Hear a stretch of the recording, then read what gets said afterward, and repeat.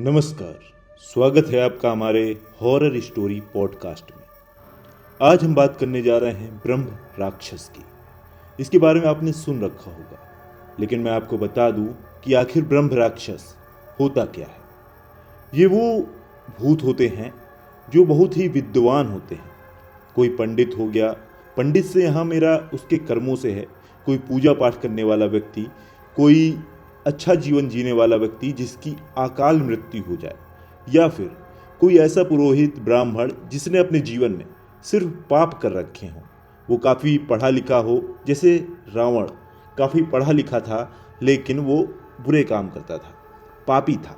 तो ऐसे लोग मृत्यु के बाद ब्रह्म राक्षस बनते हैं। इनसे जीत पाना आसान नहीं होता है, क्योंकि इनके नाम के साथ ही आप समझ सकते हैं, जिसके नाम के साथ ब्रह्म लगा हो उस राक्षस से जीत पाना आसान नहीं होता है। ऐसे में ब्रह्म राक्षस से आसानी से मुक्ति नहीं पाई जा सकती है। आपने गांव देहात देखा होगा कि पीपल में ब्रह्मदेव की पूजा होती है। ये दोनों तरह के होते हैं। जैसे मैंने बताया कि कोई पापी है, गलत काम करके मरा है, तो ऐसे लोग ब्रह्म राक्षस बनते हैं। वहीं ब्रह्मदेव भी होते हैं, जिन्हें हम कुल देवता भी कहते हैं। उन्हें मान रहे होते हैं, उन्हें पूज रहे होते हैं। तो ऐसी ही आज एक कहानी सुनाने जा रहा हूं मैं। ये कहानी ब्रह्म राक्षस की है। आपको मैं पहले बता दूं कि जब पीपल की पूजा होती है, तो यदि पीपल ऊपर से सूखा हुआ, नीचे से हरा भरा है, तो समझ लीजिए कि उसमें ब्रह्म राक्षस का निवास है। वहीं पीपल नीचे से सूखा और ऊपर से हरा भरा है, तो वहां ब्रह्मदेव का स्थान होता है। ऐसे पहचान की जाती है। इसके अलावा इनसे जीत पाना वैसे भी मुश्किल होता है। तो आज की जो कहानी है ये हिमाचल प्रदेश की है। हिमाचल प्रदेश में एक जिला पड़ता है सिरमौर। वहाँ एक पंडित जी थे। पंडित जी पूजा पाठ कराते थे, पुरोहित का काम करते थे, और आसपास के क्षेत्र में उनकी अच्छी पकड़ थी। तो होता ऐसा है कि पंडित जी काफ़ी पैसे उसे जोड़ लेते हैं। कुछ सालों की उनकी कमाई होती है, 8-10 साल की। उनके 2 लड़के भी होते हैं। तो वो एक घर खरीदते हैं। अब घर जो होता है, उस घर में एक पीपल का पेड़ भी होता है, और वो घर उन्हें उनकी कीमत के हिसाब से मिल जाता है।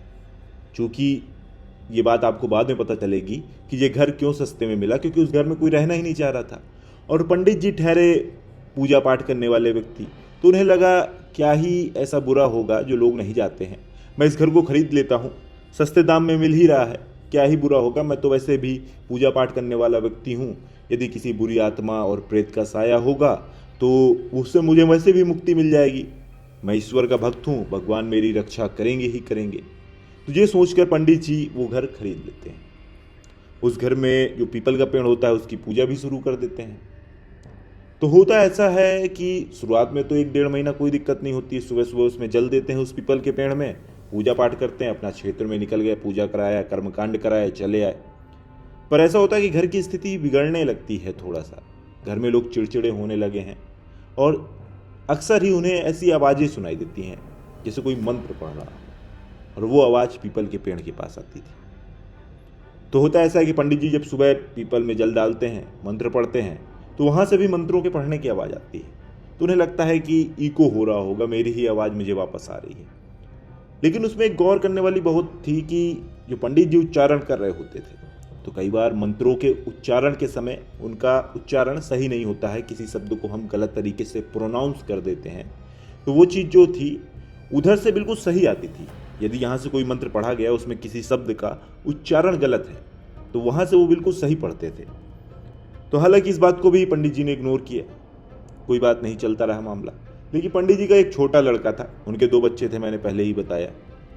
तो एक लड़का थोड़ा सा व्यभिचारी होता है, यानी बुरी संगत वाला व्यक्ति होता है, शराब वगैरह, मांस का, मदिरा, इन सब का सेवन कर लेता है। तो होता यूँ है कि एक दिन वो ऐसे ही मांस का सेवन करके आता है, घर में आता है। आंगन में चूँकि पीपल था, तो आके उसकी जो चार मतलब पट्टी होती है, पेड़ घिरा होता है, उसके अगल बगल जो बना होता है, उसमें आके बैठ जाता है। तो काफ़ी तेज़ी से धमाके की आवाज़, चिल्लाने की आवाज़ आने लगती है। अब वो नशे में था, सभी लोग उसको ही संभालने में लग जाते हैं। उन्हें लगता है यही चिल्लाने लगा, यही पागल हो चुका, और कुछ नहीं, नशा करके बैठा है। तो इस बात को वहाँ इग्नोर कर दिया जाता है। लेकिन उस चीज़ को गौर करने वाली बात थी कि जैसे ही वो पट्टी में बैठा था, चिल्लाने लगा, सबको लगा नशे के कारण चिल्ला रहा है। वो पागलपन भी उसके अंदर छा गया था। तो हालांकि सब बात को इग्नोर किया जाता है। उस दिन तो कुछ नहीं। फिर होता यह है कि चीज़ें फिर वापस से चलने लगती, लेकिन वो तो शराब का आदी था। अक्सर ही शराब पी के आता था, ऐसे घर में कुछ ना कुछ, जैसे ही घर में घुसता था ऐसे पागलपन वाली हरकतें करने लगता था।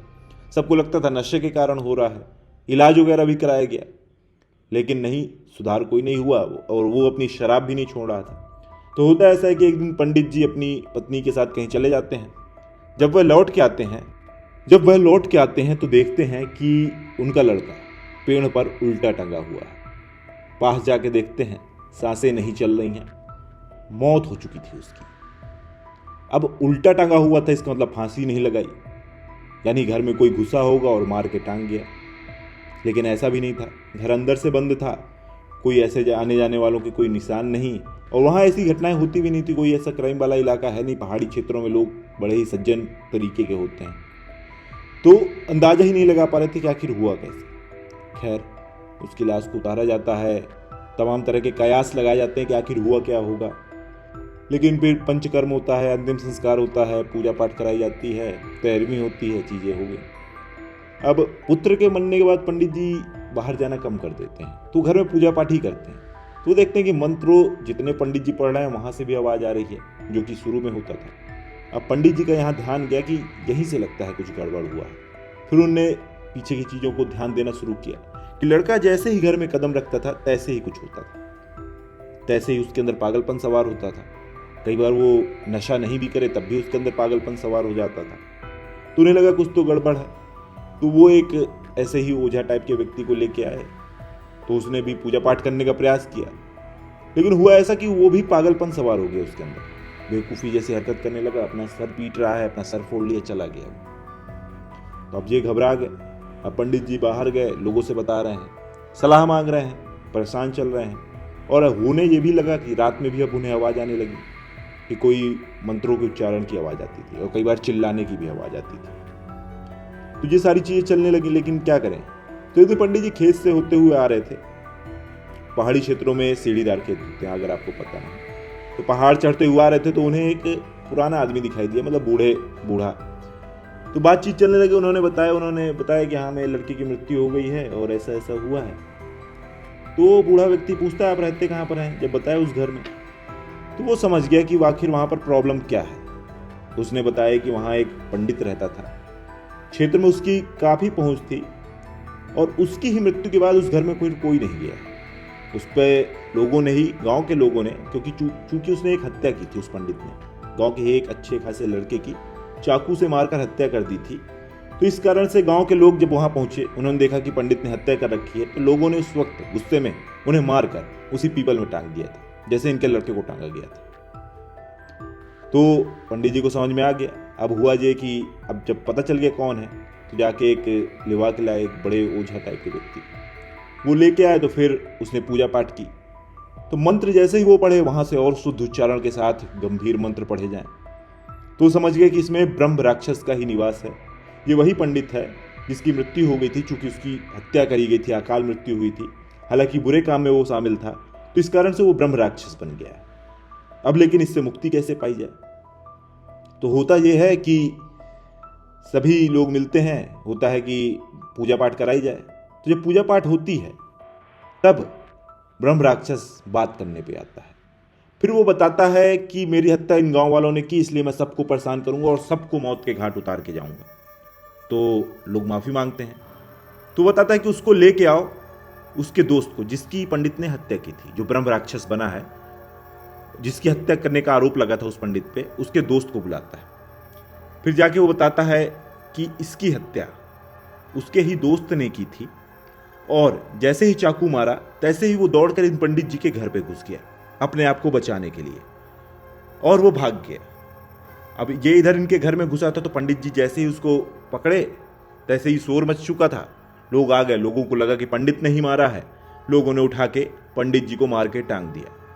तो इसका मतलब गांव वालों को गलत शंका हुई और उन्होंने एक पंडित को मौत के घाट उतार दिया। उसका ही बदला ले रहा था ये ब्रह्म राक्षस बन के। तो इसने कहा कि अब मैं पूरे गांव को परेशान करूंगा, अब क्या करें।